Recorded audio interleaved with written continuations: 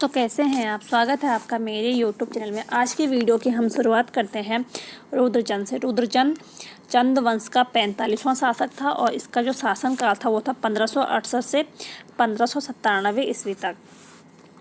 रुद्रचंद यह अकबर का समकालीन था। तो अधिकांश राजाओं ने अकबर का आधिपत्य स्वीकार कर लिया था और रुद्रचंद ने 1587 में अकबर की अधीनता को स्वीकार कर लिया था और आईने अकबर के अनुसार कुमाऊं को दिल्ली सूबे में दर्शाया गया है, क्योंकि यहाँ पे रुद्रचंद ने इसकी अकबर की जो अधीनता इसको स्वीकार कर लिया था, इसीलिए यहाँ पे कुमाऊं को दिल्ली सूबे में दर्शाया गया है आईने अकबर के अनुसार। रुद्रचंद ने रुद्रपुर नगर का निर्माण भी करवाया था और अल्मोड़ा में मल्ला महल का निर्माण भी रुद्रचंद ने ही करवाया था। बधानगढ़ का युद्ध में रुद्रचंद का एक सेनापति था पुरुषपंत, जो कि मारा गया था और ये जो बधानगढ़ का युद्ध हुआ था ये रुद्रचंद और बलभद्र शाह के बीच में हुआ था। रुद्रचंद ने त्रिवेणिक धर्म निर्णय नामक धर्मशास्त्र लिखा है, जिसमें सामाजिक व्यवस्था को पुनः स्थापित किया है, जिसमें इसने ब्राह्मणों को निम्न 3 वर्गों में बांटा है। चौधानी ब्राह्मण, जो कि ऊंचे कुल के ब्राह्मण होते थे, उसके जो नीचे आते थे वो थे तिथानी ब्राह्मण, इनको पंचभिड़े भी कहा जाता था, और पितले ब्राह्मण जिसे हड़िये भी कहा जाता था। और कुछ अन्य वर्ग भी थे, जैसे गुरु, पुरोहित, वेद, सईस, राजकोली, पहरी, बंजिया और टमटा। और घरों में सेवा करने वाले को छावड़े कहा जाता था और शेष समस्त जनता को पौड़ी 15 विश्व भी कहा जाता था। जो ये छौड़े थे ये ताम्रपत्रों के निर्माता होते थे। उसके बाद यहाँ पे रुद्रचंद ने 4 संस्कृत ग्रंथ लिखे हैं। जो पहला है वो है यथा उषा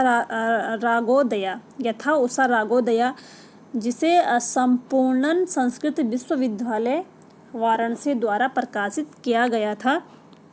दूसरा है सैनिक शास्त्र और तीसरा है ययाति चरित्रम। जो ये ययाति चरित्रम है ये संस्कृत नाटक है और त्रिवेणिक धर्म निर्णय में इसे समाज को विभक्त किया है। अगला जो शासक है लक्ष्मीचंद। तो लक्ष्मीचंद कुमाऊं का जो ये 46वां शासक है और इसका जो कार्यकाल है वो है 1597 से 1621 ईस्वी तक। तो इसके शासनकाल में दिल्ली सल्तनत में मुगल वंश का शासक था और जो मुगल वंश का जो शासक था वो था जहांगीर। तो दिल्ली सल्तनत में जहांगीर शासन कर रहा था। तो जहांगीर की तुजुक-ए-जहांगीरी में लक्ष्मीचंद का वर्णन मिलता है और चंदों की वंशावली में इसे लक्ष्मीचंद कहा गया है और मनोदय काव्य में इसे लक्ष्मण चंद और भुनाकोट ताम्रपत्र में इसे लक्ष्मण कहा गया है। लक्ष्मीचंद ने पुराने जीर्ण मंदिरों का पुनः निर्माण करवाया था। लक्ष्मीचंद ने 1602 में बागेश्वर के बागनाथ मंदिर का जीर्णोद्धार भी करवाया है। और लक्ष्मीचंद का जो गढ़वाल नरेश जो इसका समकालीन था वो था मानसा। और लक्ष्मीचंद ने मानसा से 8 बार युद्ध किया है, जिसमें ये 7 युद्ध हारा है और अंतिम युद्ध था जिसमें इसको लक्ष्मीचंद को जीत मिली है। और इसी अंतिम युद्ध में एक गढ़वाल सेना का एक सैनिक था खतर सिंह, जो इस युद्ध में मारा गया है। वो मानसा का सैनिक था और जब इस युद्ध में उसकी जो मृत्यु हुई तो तभी से यहाँ कुमाऊं में एक त्यौहार मनाया जाता है, खतड़वा त्यौहार। लक्ष्मीचंद ने 2 न्यायालय स्थापित किए थे, न्योयाली और विष्टाली। जो ये न्योयाली कचहरी थी, ये कचहरी समस्त जनता के जो भी न्यायालय संबंधित मामले होते थे वो न्योयाली कचहरी में देखे जाते थे। और जो विष्टाली कचहरी थी इसमें सैनिक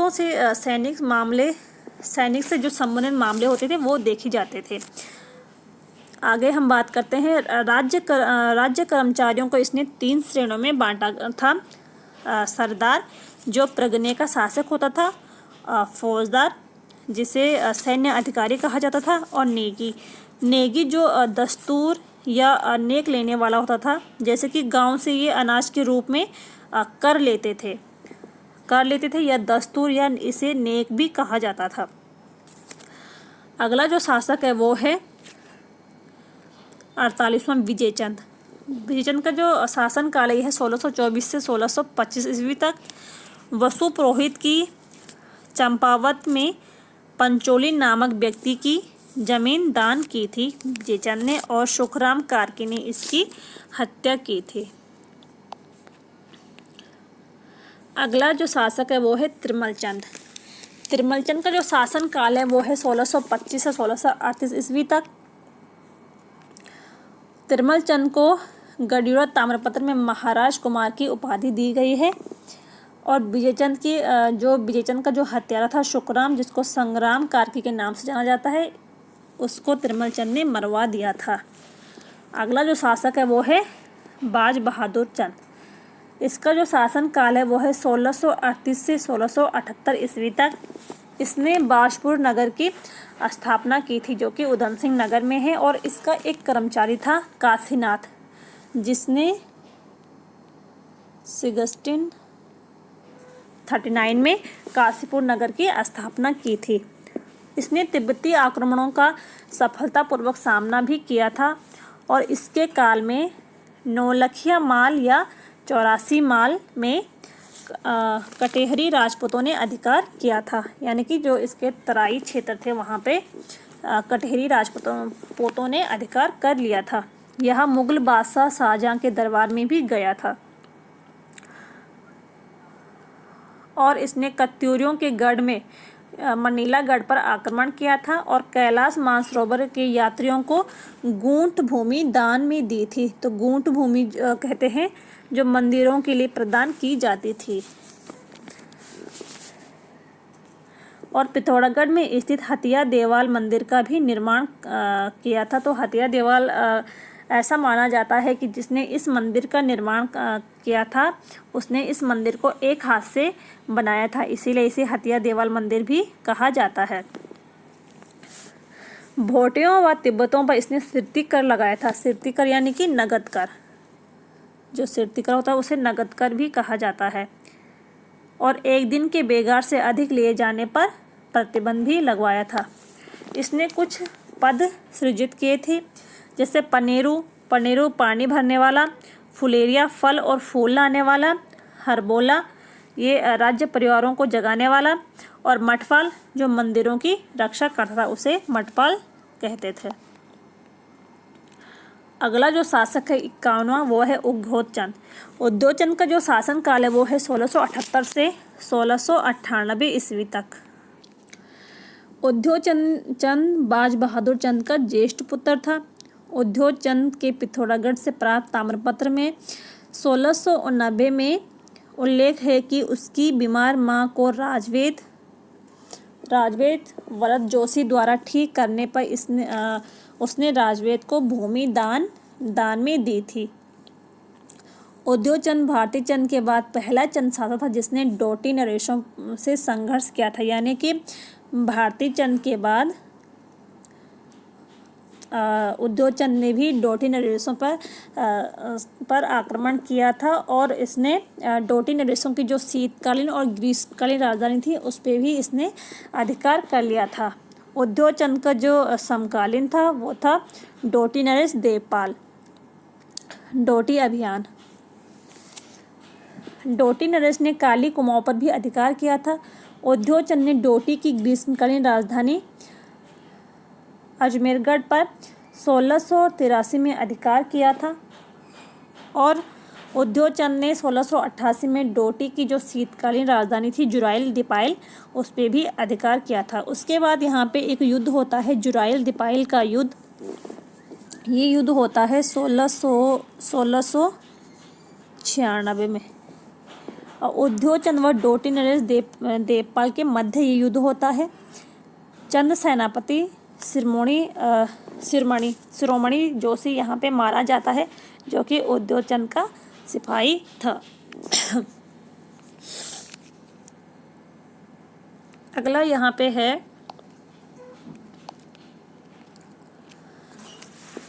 शासक 52वां ज्ञानचंद। ज्ञानचंद का जो शासन काल है वो है 1698 से 1708 तक। इसने डोटी पर आक्रमण किया था और ज्ञानचंद गढ़वाल शासक फतेह शाह का समकालीन था। अगला जो शासक है वो है जगतचंद। जगतचंद 1708, इसका शासनकाल 1708 से 1720 ईस्वी तक है। जगतचंद का एक कुशल व लोकप्रिय शासक था। इसने जनता के हित में अनेक कार्य किए थे, इसीलिए इसके शासनकाल को कुमाऊं का स्वर्णकाल माना जाता था। जगत का समकालीन गढ़वाल नरेश वो फतेह शाह था और जगतचंद ने लोहवागढ़ और बधानगढ़ पर अधिकार किया था और उसके बाद इसने जो गढ़वाल की जो राजधानी थी श्रीनगर, उस पर भी इसने अधिकार कर लिया था। और ये मुगल बादशाह बहादुर शाह से भी इसने भेंट की थी और जब इसकी मृत्यु हुई थी वो चेचक से हुई थी। तो आज की वीडियो में इतना ही। अगर आपको वीडियो पसंद आई हो तो वीडियो को लाइक करें, शेयर करें और चैनल को सब्सक्राइब करें। मिलते हैं अगली वीडियो में, तब तक के लिए थैंक यू।